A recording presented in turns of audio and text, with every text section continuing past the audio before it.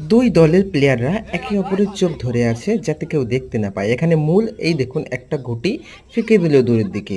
আর সবাইকে চোখ খুলতে বলা হলো এবং দেখিয়ে দিল যে এই দিকের তোন সোজা আছে, যে গুটিটা খুঁজে নিয়ে এসে মূলের হাতে দিতে পারবে সেই দল বিজেতা হবে। তো বন্ধুরা, গ্রামের গঞ্জের বাচ্চারা এই খেলাটা জীবনে একবারও খেলেনি এমন কোনো বাচ্চা নেই। তবে এটা এক জনপ্রিয় খেলা। এই খেলাটাকে বিভিন্ন জায়গায় বিভিন্ন নামে চেনা হয়।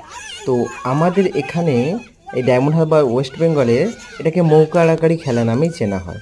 তো আপনাদের এলাকাতে কে কোন নামে এই খেলাটাকে চেনেন অবশ্যই কমেন্ট করে জানাবেন।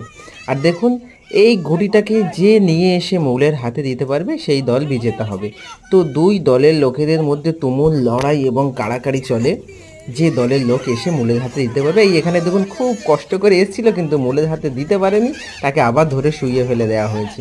বন্ধুরা, এই যে ছোঁড়াছুঁড়ি চলছে এদিক থেকে ওদিক থেকে, টানা হেজরা, আনন্দটা বেসিক্যালি এইখানে কাড়াকাড়ি আর মারামারি আর কাদা মাখামাখি। বিশেষ করে এটাকে আবার বর্ষাকালে বেশি খেলানো হয় কাদার মধ্যে, হ্যাঁ, যাতে কাদা মাখামাখি হুড়োহুড়ি করে ঘটিটা খুঁজে আনা হয়। তো বন্ধুরা দেখুন, তো আমাদের এখানে এই খেলাটা প্রায়ই হয়, আমরা দেখেছি বাচ্চারা এই খেলাটা খেলে।